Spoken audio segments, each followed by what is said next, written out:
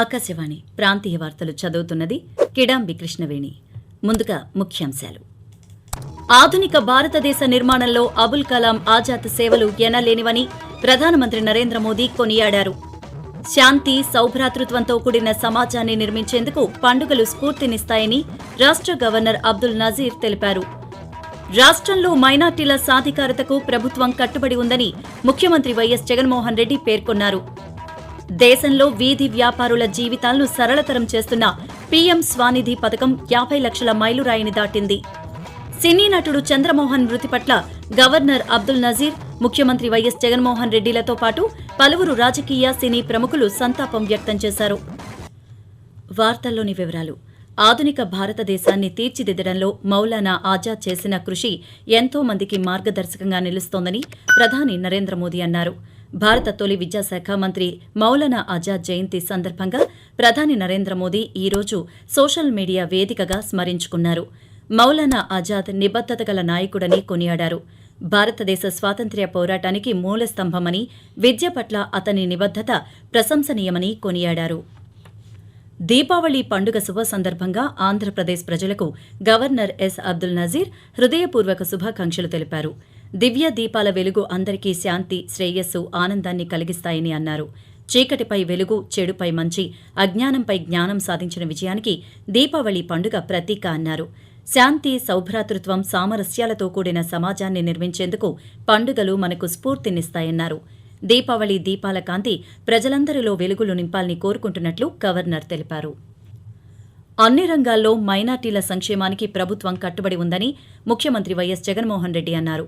Minorities welfare day, national education day సందర్భంగా ఈరోజు విజయవాడలోని ఇందిరాగాంధీ మున్సిపల్ స్టేడియంలో నిర్వహించిన భారతరత్న మౌలానా అబుల్ కలాం ఆజాద్ జయంతి ఉత్సవాల్లో ముఖ్యమంత్రి పాల్గొన్నారు.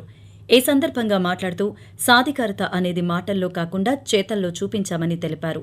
లంచాలు, వివక్షకు తావు లేకుండా పాలన సాగిస్తున్నామని, భిన్నత్వంలో ఏకత్వం అనేది మన బలమన్నారు. ప్రతి పేదవాడి సంక్షేమం కోసం రాష్ట్ర ప్రభుత్వం పనిచేస్తోందని ముఖ్యమంత్రి పేర్కొంటూ, పేదవాడిని గుండెల్లో పెట్టుకుని చూసుకునే పాలన, ఆ అక్క చెల్లెమ్మల పిల్లలు బాగా చదవాలని, బాగా ఎదగాలని, ఆ పేదవాడు బాగుండాలి అని చెప్పి ఆలోచన చేసే పాలన ఈరోజు అడుగులు ముందుకు వేస్తా ఉన్నాం. నా ముస్లిం మైనారిటీలే తీసుకుంటే 53 నెలల కాలంలో వారి ఖాతాల్లోకి 12,375 కోట్ల రూపాయలు పంపించగలిగితే, వైఎస్ఆర్ పెన్షన్ కానుకైతేనేమి, ఒక అమ్మఒడి అనే పథకం అయితేనేమి, రైతు భరోసా అయితేనేమి, ఇలా ఏ పథకం తీసుకున్నా కూడా ప్రతి అడుగు కూడా వేయగలిగాం.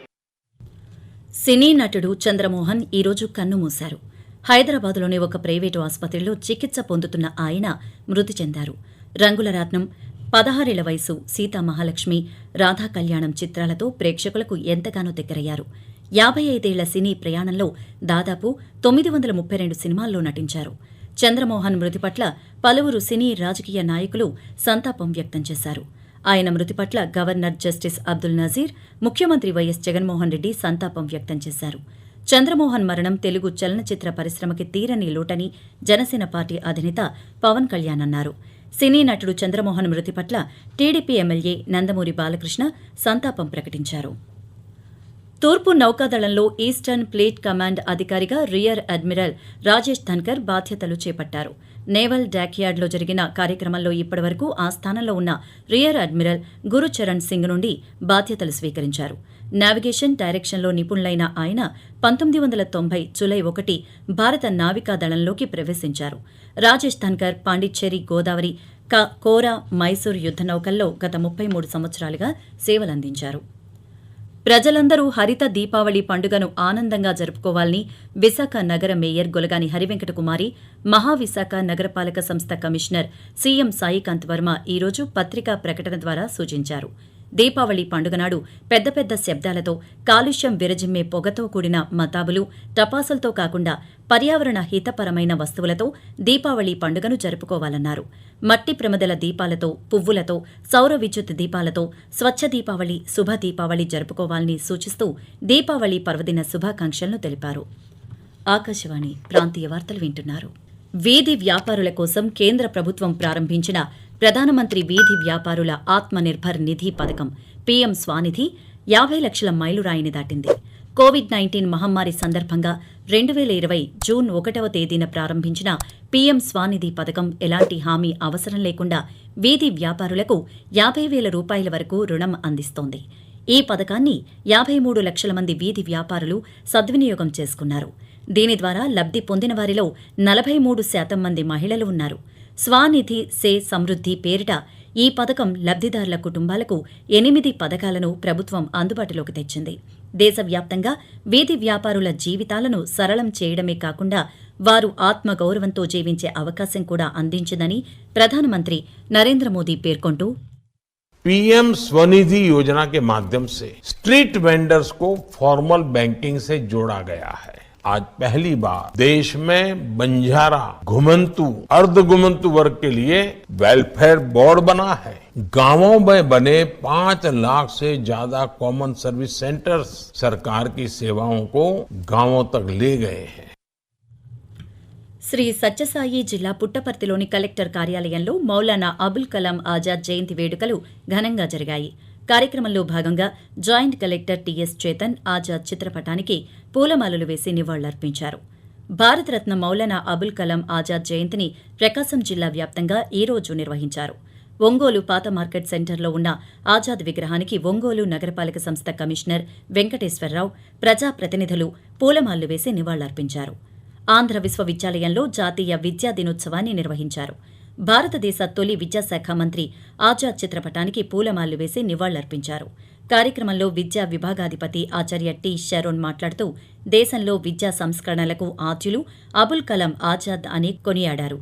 స్వాతంత్ర సమరయోధులు మౌలానా అబుల్ కలాం ఆజాద్ జయంతిని పురస్కరించుకొని ఈ రోజు శ్రీకాకుళం జిల్లా అదనపు ఎస్పీ జె తిప్పేస్వామి మౌలానా ఆజాద్ చిత్రపటానికి పూలమాలలు వేసి నివాళులర్పించారు.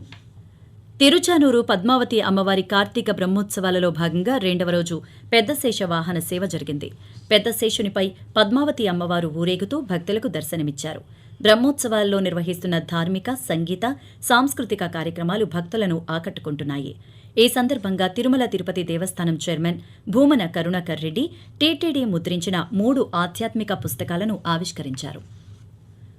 దీపావళి పర్వదినాన్ని ప్రజలంతా సుఖ సంతోషాలతో జరుపుకోవాలని ఉప ముఖ్యమంత్రి కె నారాయణస్వామి, మంత్రులు పెద్దిరెడ్డి రామచంద్రారెడ్డి, ఆర్కే రోజా, టీటీడీ చైర్మన్ భూమన కరుణాకర్ రెడ్డి, తిరుపతి జిల్లా కలెక్టర్ కె వెంకటరమణారెడ్డిలు ఆకాంక్షించారు.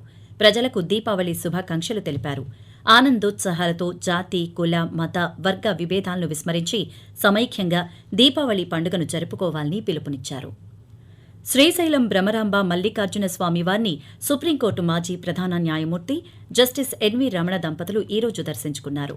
వీరికి భ్రమరాంబ అతిథి గృహం వద్ద దేవస్థానం కార్యనిర్వహణాధికారి పెద్దిరాజు సాదర స్వాగతం పలికారు. ఆలయ మహాద్వారం వద్ద జస్టిస్ ఎన్వి రమణ దంపతులకు ఆలయ మర్యాదలతో స్వాగతం పలికారు.